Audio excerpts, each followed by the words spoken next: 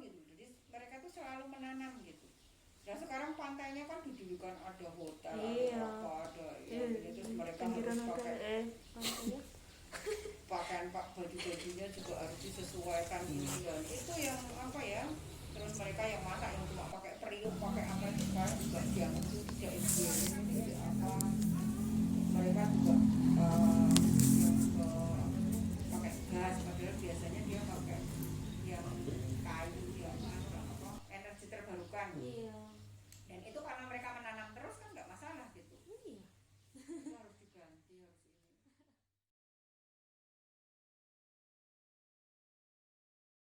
Petani, 100% petani kalau di desa itu. Sementara sekolah ini kan mereka harus pakai seragam, harus belajar yang hafalan, tidak ada kaitannya dengan kehidupan mereka langsung gitu. Nah akhirnya orang tua juga nggak termotivasi, ya yang penting kok udah bisa baca tulis udahlah cukup gitu. Karena juga yang sekolah pun juga mereka jadi buru-buru ke Jakarta. Nah akhirnya mereka jauh dengan dunia pertanian dan mereka maunya jadi buruh ke Jakarta, ke kota-kota besar lah gitu. Nah setelah situasinya seperti itu ya akhirnya ya orang tua nggak mendorong anaknya untuk sekolah gitu.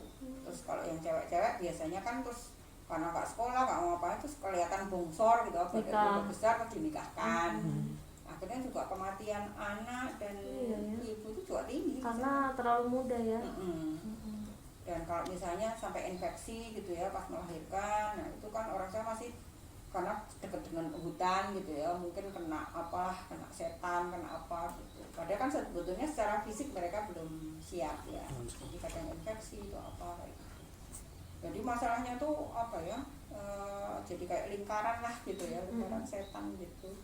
Saya bilang ya udah tapi saya masih percaya pendidikan itu masih bisa untuk pendekatan gitu ya. Nah terus saya mendekati anak-anak, ternyata yang tertarik itu banyak banget gitu loh. Tiba-tiba ada 160 anak yang bergabung. Dan ketika saya sendirian kan saya nggak bisa menghandle gitu ya. Nah kemudian saya bilang ya udah sekarang dikumpulkan aja.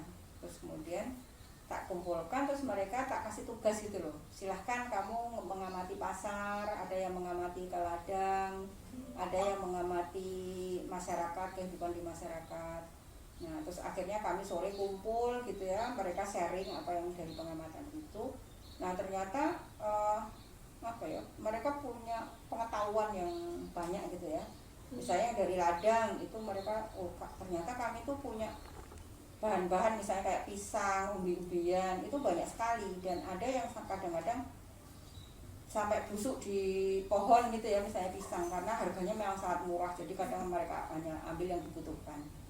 Sementara yang di pasar bilang loh ini jajanan anak-anak pun juga pabrikan semua gitu loh, nggak ada makanan-makanan yang kita buat sendiri gitu. Terus juga para penjual itu sebagian besar bukan orang kampung kami gitu. Jadi yang di kami itu malah menjadi konsumen gitu. Kita tuh petani tapi kenapa sayuran juga beli, tapi barang-barang lain juga beli. Nah akhirnya itu jadi diskusi gitu loh, kita diskusikan terus apa sebetulnya mereka punya ide apa. Ya mereka pengen belajar bertani gitu ya, mereka juga pengen belajar bikin makanan sendiri, terus apa. Nah dari situ akhirnya ya udah yuk kita mulai ya gitu. Dengan 160 anak itu. Dengan 160 anak. Itu umur berapa Bu mereka? Itu sebagian sih SD gitu ya, SD, SMP, tapi juga anak yang putus sekolah gitu ya, ada juga. Jadi yang pemuda-pemuda gitu juga. Tahun berapa itu Bu? 88. 88. Belum lahir. Belum lahir.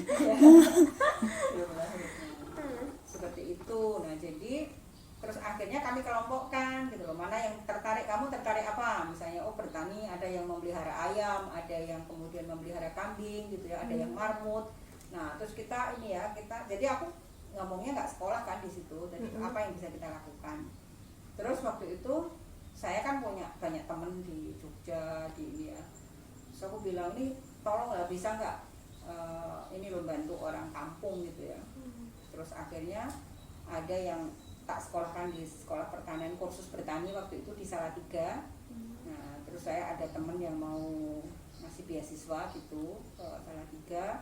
Terus ada juga yang udah memelihara ayam, ya kita mulai dari sendiri aja. Tapi aneh juga orang kampung tuh apa ya, karena mungkin nggak dilibatkan ya.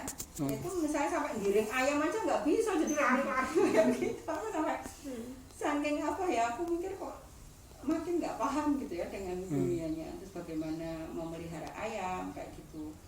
Nah terus kita mulai memelihara ayam. Terus kan mertua saya kan punya rumah yang lumayan luas dan juga punya kebun gitu ya.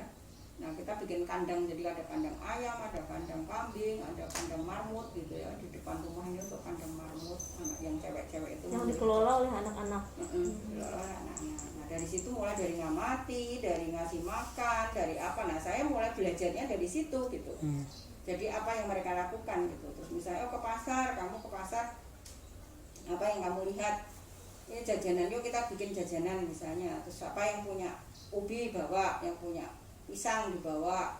Nah terus itu kita timbang, kita apa, jadi belajarnya dari situ. Udah dicatat siapa yang nyatat ini, nyatat itu. Terus kemudian dari pisang dibuat apa, kita bikin perencanaan. Oh sale dibuat, molen dibuat apa. Terus dari ubi bisa dibuat apa, mungkin dibuat tape, dibuat lanting, terus dibikin kerupuk.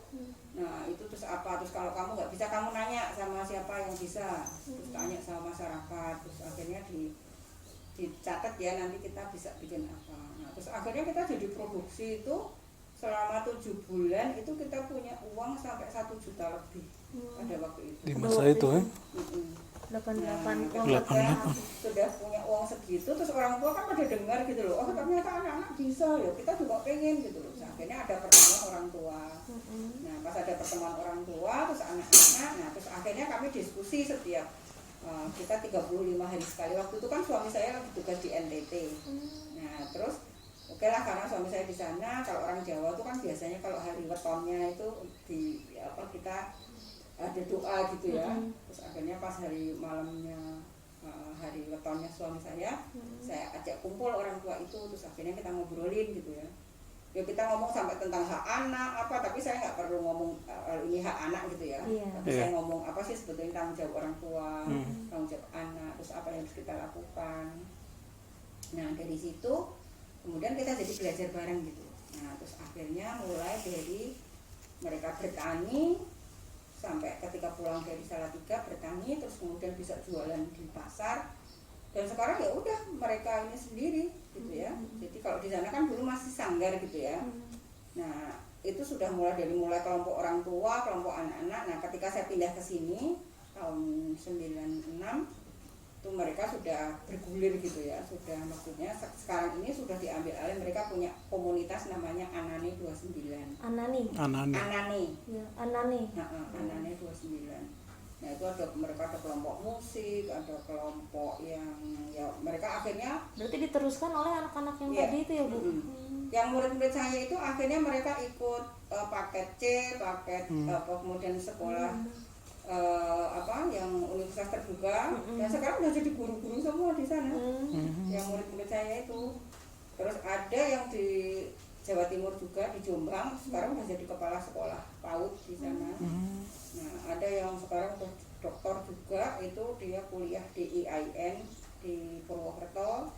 Terus kemudian ya dari usaha-usaha, akhirnya kan karena dulu kami udah punya usaha. Nah dia itu kan orang tuanya udah nggak bisa menguliahkan gitu ya.